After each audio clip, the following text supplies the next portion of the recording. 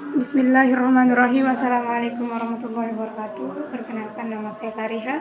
Di sini saya dari kelompok 8. Di sini saya akan menjelaskan materi dari pengembangan dan penggunaan media pembelajaran bahasa Indonesia.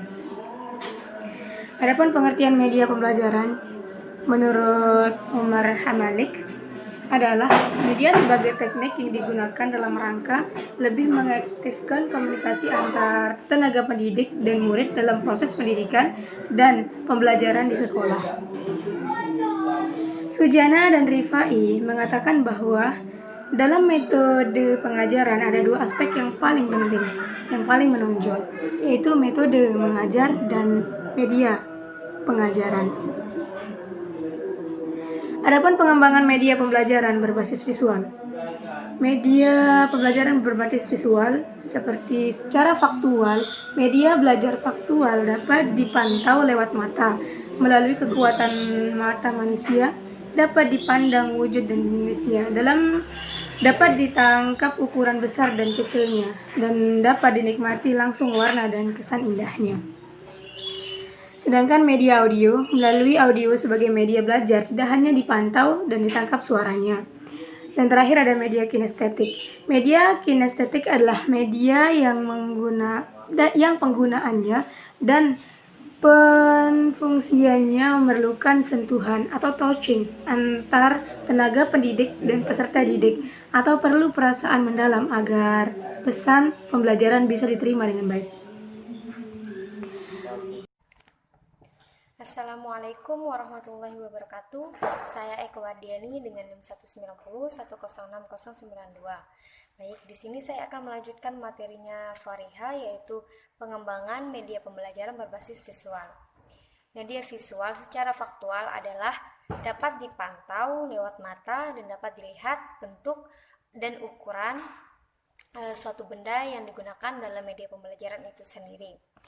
Adapun media visual yaitu bagiannya yaitu gambar atau foto, di mana gambar atau foto dapat ditampilkan semenarik mungkin dan mengandung nilai edukasi. Melalui gambar pula dapat mewakili tema pembelajaran yang akan disampaikan ketika melakukan proses pembelajaran. Selanjutnya yaitu sketsa. Sketsa merupakan bentuk gambar konsep sederhana dan tidak rinci. Sketsa berguna menarik perhatian peserta didik ketika menyampaikan pesan. Kemudian yaitu diagram. Diagram merupakan susunan garis-garis dan menyerupai peta pada gambar. Diagram sering juga digunakan untuk meningkatkan letak bagian-bagian sebuah alat atau mesin serta hubungan satu bagian dengan bagian yang lainnya. Yang keempat adalah bagan. Media visual berupa bagan adalah salah satu media pembelajaran pengajaran yang menyajikan secara diagramatis dengan menggunakan lambang-lambang visual untuk mendapatkan sejumlah informasi yang menunjukkan perkembangan ide, objek, lembaga, orang, keluarga yang ditinjau dari sudut ruang dan waktu.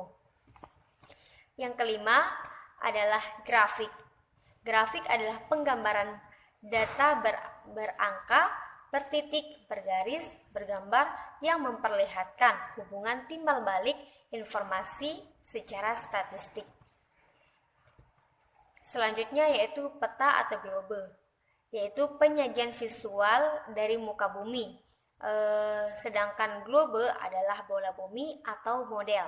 Grafik peta disebut juga kartograf yang melukiskan keadaan hubungan dengan tempat kejadiannya. Yang terakhir yaitu papan planel, yaitu sebuah media grafis yang efektif sekali untuk menyajikan pesan-pesan tertentu kepada sasaran tertentu pula. Papan berlapis kain planel ini dapat dilipat secara praktis sehingga menjadi praktis gitu. Gambar-gambar yang disajikan dapat dipasang dan dicopot dengan mudah sehingga dapat dipakai berkali-kali. Kemudian yaitu yang kedua, media audio. Media audio sebagai media belajar tidak hanya dipantau dan ditangkap suaranya, namun yang paling utama adalah kemampuan untuk mendengar dan memperhatikan dengan sasaran objek yang tepat atau dengan fokus sehingga tidak dipengaruhi oleh gangguan penglihatan. Media audio dapat berupa radio, di mana radio ini merupakan salah satu media audio hasil kemajuan ilmu pengetahuan dan teknologi. Radio ini merupakan alat pendidikan yang digunakan secara efektif untuk seluruh level dan fase pendidikan. Yang kedua yaitu laboratorium bahasa.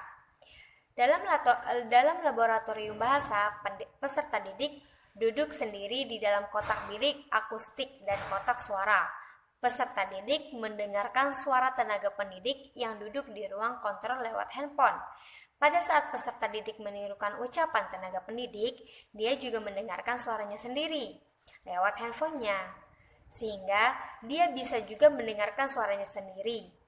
Dan peserta didik bisa membandingkan ucapannya dengan ucapan tenaga pendidik. Dengan demikian, dia bisa segera memperbaiki kesalahan yang dibuatnya. Seperti itu. Yang ketiga adalah media kinestetik. Di mana media yang penggunaannya dan fungsinya memerlukan sentuhan antara tenaga pendidik dan peserta didik atau perlu perasaan mendalam agar pesan pembelajaran bisa diterima dengan baik. Biasanya media jenis ini lebih menekankan pengalaman dan analisis suasana dalam penerapannya. Jenis-jenis medianya yaitu seperti dramatisasi adalah teknik sekaligus media pembelajaran yang menggunakan ekspresi dan gerakan. Pembelajaran melalui dramatisasi dapat dilakukan dalam bentuk fotomim, bermain-main peranan, atau sosiodrama. Selanjutnya yaitu demonstrasi.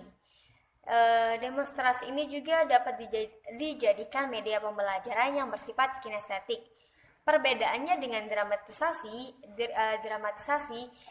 yaitu pada dramatisasi ini pada umumnya tenaga pendidik yang mendemonstrasikan atau mempertunjukkan bagaimana cara bekerja atau melakukan suatu, kemudian barulah para peserta didik mengikutinya sebagaimana petunjuk tenaga pendidik.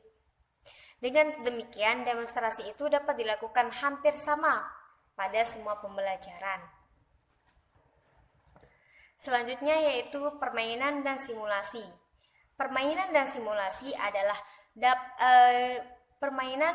simulasi dapat dijadikan sebagai media pembelajaran, di mana permainan simulasi menggabungkan unsur-unsur permainan dan simulasi, yaitu adanya setting, pemain, aturan, tujuan, dan penyajian model situasi sebenarnya. Seperti itu. Kemudian, karya sastra atau flat strip, di mana karya wisata ini dilakukan di bawah bimbingan tenaga pendidik dengan membuat perencanaan yang matang terlebih dahulu, perumusan tujuan dan tugas yang harus dilakukan, misalnya mengunjungi pabrik, perkebunan, museum, dan selainnya. Yang selanjutnya yaitu camping atau perkemahan sekolah. Camping merupakan salah satu media pembelajaran yang bersifat kinestetik. Peserta didik diajak secara langsung ke alam lingkungan untuk berkemah. Perkemahan ini banyak mempunyai nilai-nilai pendidikan, misalnya merasa dekat dengan alam sekitar dan menimbulkan rasa kagum terhadap keindahan alam sebagai ciptaan Tuhan dan dapat menimbulkan rasa dekat dengan Tuhan, pencipta alam semesta, memupuk rasa tanggung jawab, jiwa gotong royong, dan perasaan sosial. Perkemahan sekolah merupakan media pembelajaran dan pembinaan praktis untuk membentuk kepribadian dan budi luhur dan berjiwa sosial serta bertanggung jawab atas tugas yang diembannya. Baik, di sini saya akan melanjutkan materi dari Eka Wardiani. Di sini saya akan menyampaikan materi tentang pengembangan media pembelajaran berbasis audio dan audio visual. Baik, yang pertama, pengertian dari media pembelajaran berbasis audio yaitu media penyaluran pesan lewat indera pendengaran. Di antara jenis media ini yaitu ada media rekaman dan radio. Contoh jenis media rekaman yaitu ada gramofon, tape recording, multitrack recording, dan digital recording. Kemudian contoh jenis radio yaitu ada radio AM, radio VM, radio internet, radio satelit, dan radio berdefinisi tinggi atau HD radio. Kemudian yang kedua,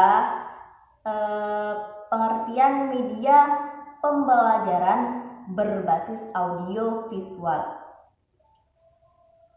Media pembelajaran berbasis audiovisual adalah media penyaluran pesan dengan memanfaatkan indera pendengaran dan penglihatan.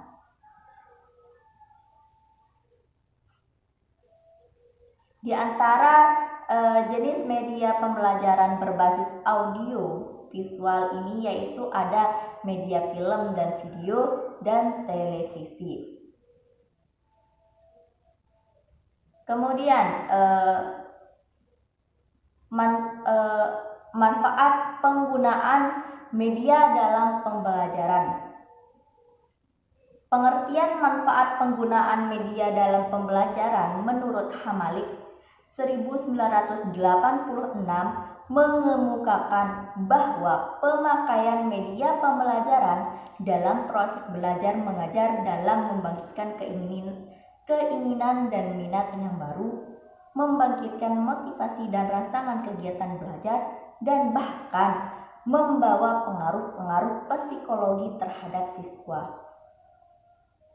Kemudian manfaat penggunaan media dalam pembelajaran yaitu menurut Kim dan Dayton 1985 mengidentifikasi beberapa manfaat media dalam pembelajaran, yaitu yang pertama, penyampaian materi pembelajaran dapat diseragamkan. Yang kedua, proses belajar menjadi lebih jelas dan menarik. Yang ketiga, proses pembelajaran menjadi lebih interaktif. Yang keempat, efisien dalam waktu dan tenaga.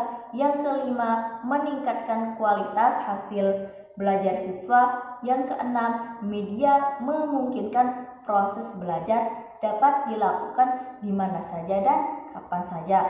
Kemudian yang ketujuh, media dapat menumbuhkan sikap positif siswa terhadap materi dan proses belajar. Dan yang terakhir, merubah peran guru ke arah yang lebih positif dan produktif. Nah, cukup sekian materi dari kelompok kami. Kami mohon maaf jika ada kekurangan dan kesalahan. Sekian presentasi dari kami. Wassalamualaikum warahmatullahi wabarakatuh.